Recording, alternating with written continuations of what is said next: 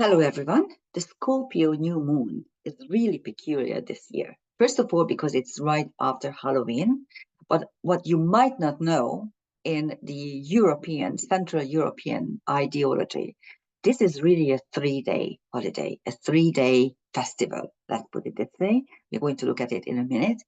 And the fact that it is the Scorpio New Moon is right in the middle, and the balsamic Scorpio moon is really one of the most powerful periods within the year, because all balsamic moons represent a time when the veil is the thinnest between the dimensions, this world and the other world.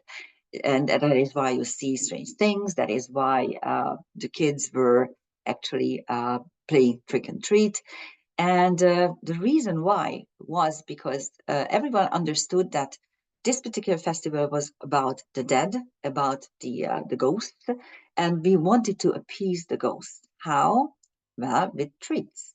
Okay, and that is what the children are still playing around with, this idea that I somehow need to appease and need to get the dark forces not to hurt me. And there's a very simple way to conquer darkness with a single candle. You get the light there. Light can conquer all kinds of darkness. There's no such thing as complete darkness. If you have any type of light, you will radiate it.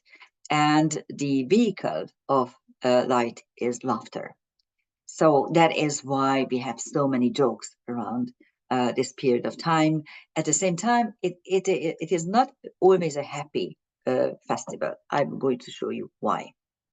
Let me show you the London chart. And I gave a very theatrical and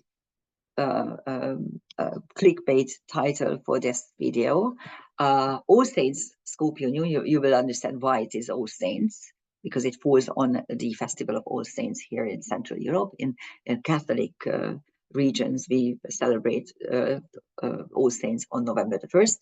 And the title is Obsession, Darkness, Curse, and Death, because that particular chart is carrying the flavor. The London chart is on about the new moon is at 12:47 p.m. London time, right after midday. We are now in the regular time everywhere in Europe, so we lost our daylight saving time, which means evenings are very dark. What can we do? But at least mornings are not a little bit lighter than they used to be in the last month.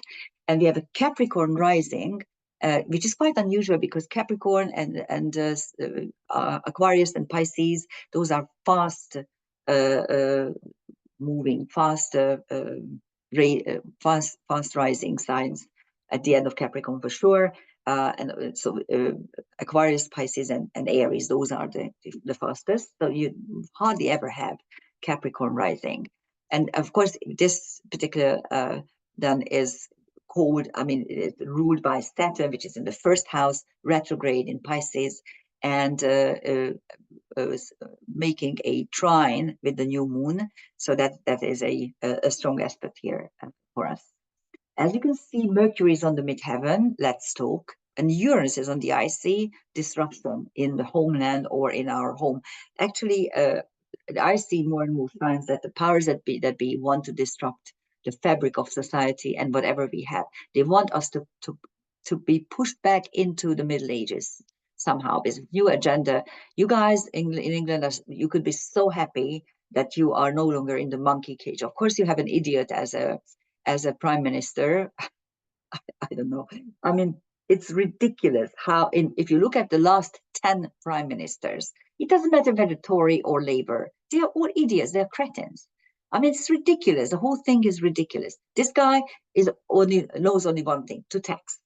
How to put more and more taxes on more and more stuff. Okay, so you have the Pallas Athena Lilith conjunction, which is still very strong, and it actually will be quite strong for a while, and it will be very prominent in the January 1st chart, which I started to look at and and hopefully we will be looking at it in a month's time or so, probably by Christmas. But here Venus is in the middle. So you have two strong women, two strong feminine, wisdom, Pallas Athena, and revolt against injustice, Lilith. And Venus, of course, is the love goddess. So this is three very strong feminine archetypes. And Ceres is on the ascendant. So the nurturing principle gets another highlight. And as you can see, there's this interesting quindacile arrow, which we are going to look at it in a minute, because that is one of the main energies. So obsession, yes, because the quindacile is the aspect of obsession and ambition. And but this is 165 degree. Don't forget that if you are ambitious and you have reached or achieved anything in life, it is because you were obsessed with something. So obsession to a certain amount is necessary for success. Curse, of course, because Lilith is there, and death because it's a Scorpio new moon. So this is very theatrical, or it may sound theatrical, but all these topics are in there, unfortunately. Okay, there are not too many aspects of this particular new moon, but before we look at it, let's look at these. As I said, this is a 3-day festival, really, in Anglo-Saxon countries where they celebrate Halloween on October 31st. They don't really look at the other two because the other two are linked to more to the Catholic countries. So, for instance, Central Europe has Catholicism and has had it for the last 1500 years. And All Saints' Day is on November the 1st, and the Day of the Dead is November the 2nd. So actually, we celebrate 3 days where we understand the nature of darkness and we honor it, because that's the only way to understand light.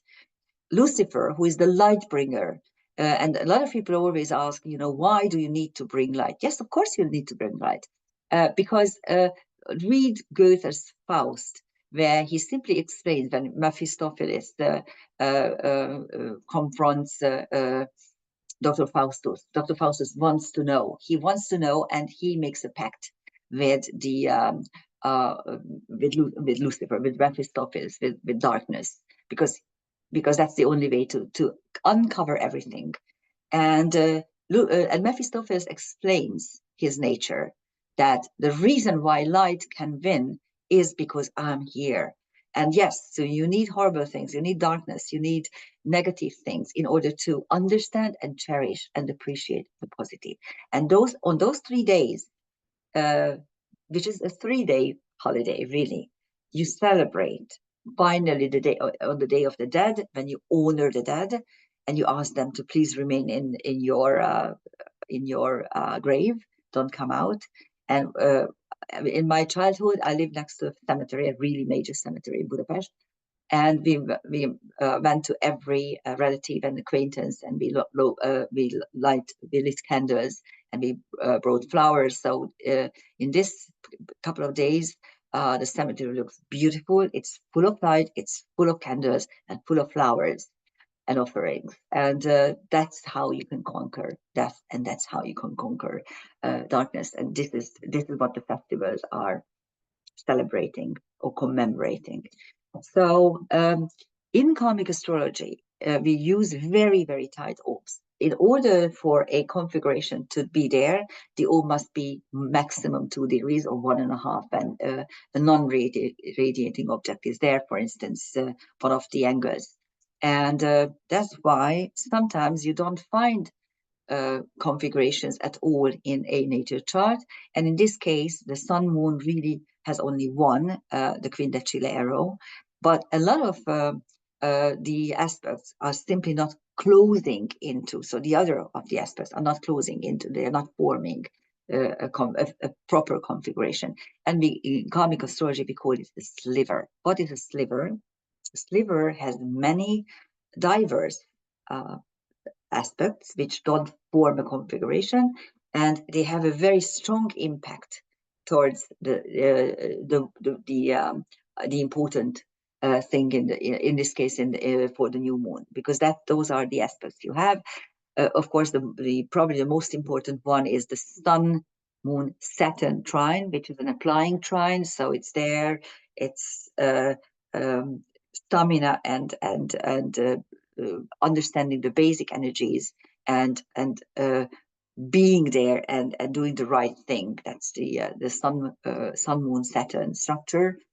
There's also a decile from Vesta, the focusing principle, and deciles are professionalism. So let's focus on a new stuff, a new chapter. There's also a quincunx with the dark moon Lilith, and this is about how we accept the curse. This is a monodirectional quincunx, so it's not going to work as a trine.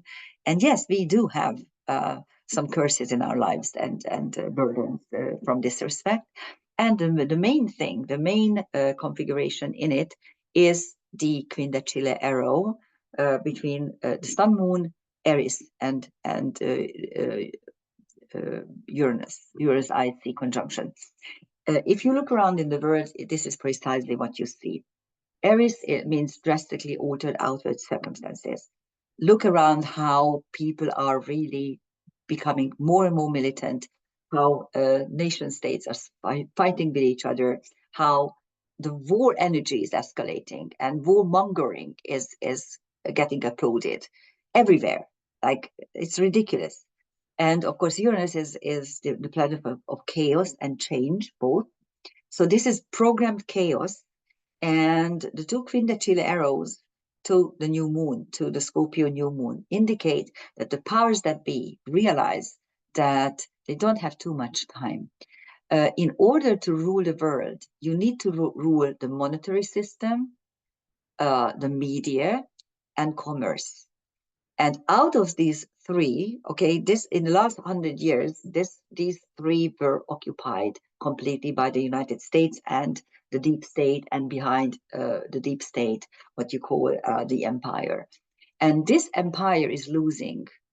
First of all, it lost commerce to China. That is why the main enemy now becomes China soon. You will see it through Taiwan, of course. You always need a proxy place. And so they kind of lost, the United States lost that. They still have a monetary system, of course, the petrodollar.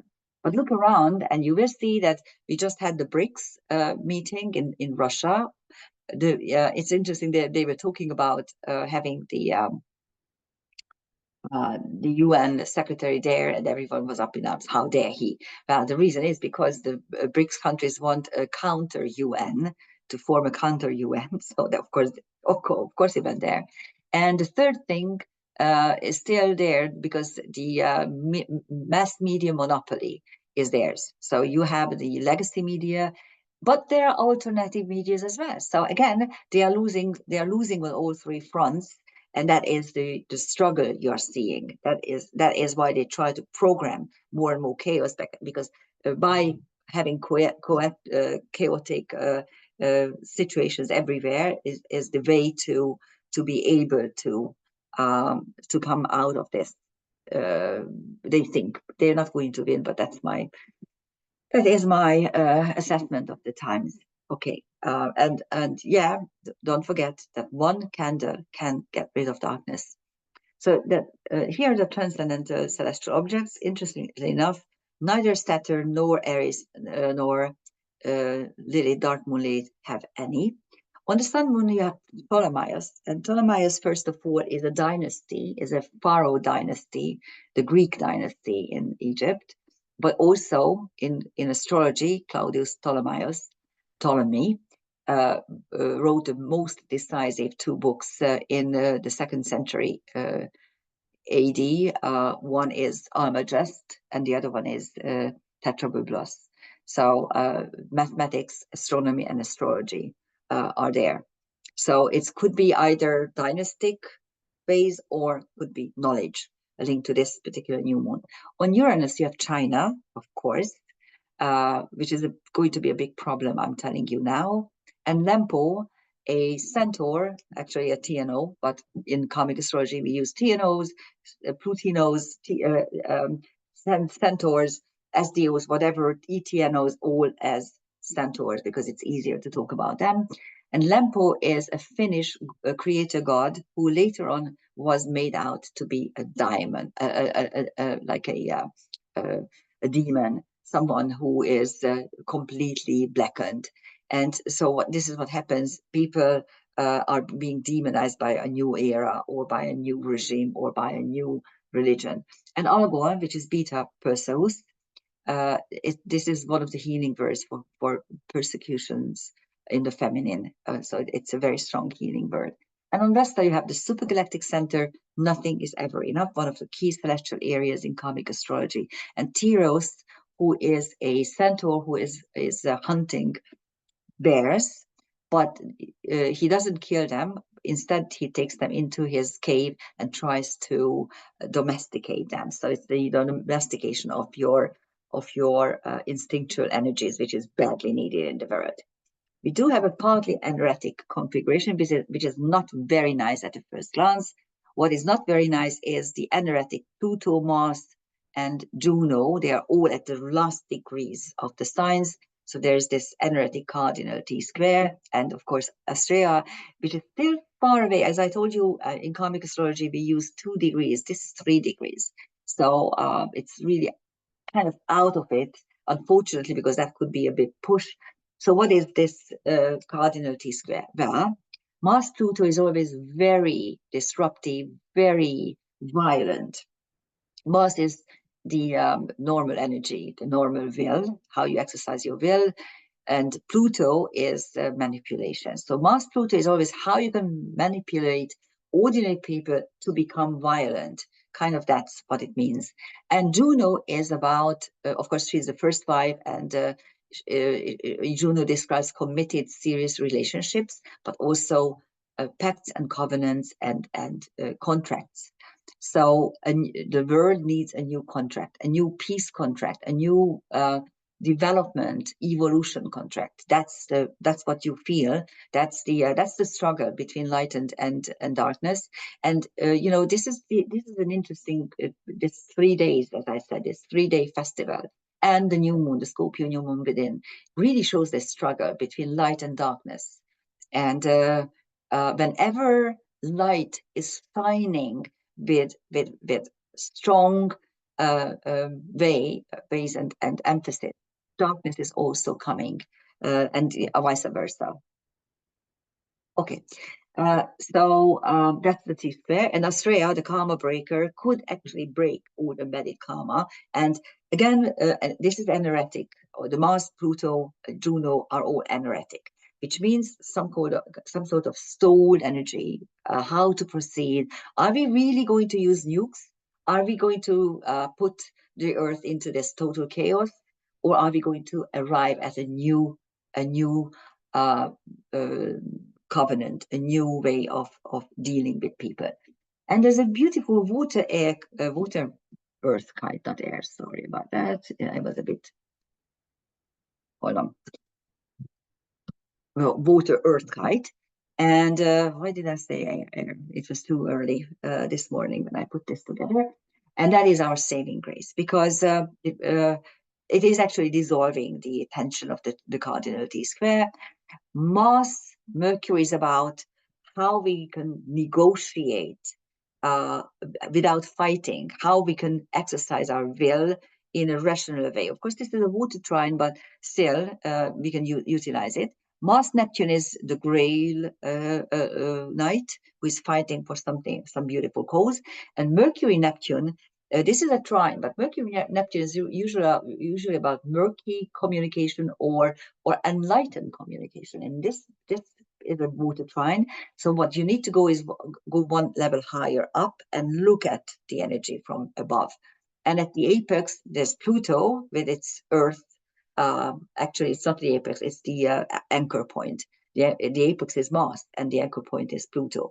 So you can anchor the whole energy in Earth on, in rationality and in the everyday normal things. And here are the transcendental celestial objects. And we have quite a few asteroids. The purple ones are asteroids. On Mercury, you have hubris, wisdom, Socrates. Socrates, of course, is a philosopher. Hubris is the revolt against the wish of God, and wisdom is wisdom. So you have here this juxtaposed energy. A juxtaposed energy is also in the case of the TNOs, centaurs, because Deukalion is how you are being chosen in the midst of a complete destruction and how you are going to rectify things. And Saturn means toxic emotions. And within toxic emotions, that is what you see. That is what you see in life, all across the board. You simply need to pay attention, not to give in to toxic emotions, and pay attention to rational, everyday stuff, what is best for everyone. And Deukalion is to complete destruction, but being chosen within. And every one of us can be chosen. Every one of us can do something so that the world will not fall into total chaos, what the powers that be are trying to give us. On Mars, you have Panacea, universal healing. On Neptune, you have Astronomia, knowing what's above. On Pluto, I have Cassandra, the princess who knows what's going to happen, but no one listens to her. And Osiris, the god of the underworld, the god of death in Egyptian mythology. On June, you have Veritas, truth. Orpheus, another underworld energy. Apophis, the snake that swallowed the sun, and it is linked to total destruction. So is zero, by the way. And also zero means how you can manifest on zero energies. And on prudencia, which is one of the four cardinal virtues: prudence, balance, temperance. And on Astrea, you have Memphis and Merlin. Memphis, the seat of power, and Merlin, the magician. So that's the new moon. It's quite a powerful new moon, and yes, it's a turning point, and yes, it's a new energy. So whatever you want to have a lot of power into an initiation energy, you can have it now. Thank you for listening. Bye-bye.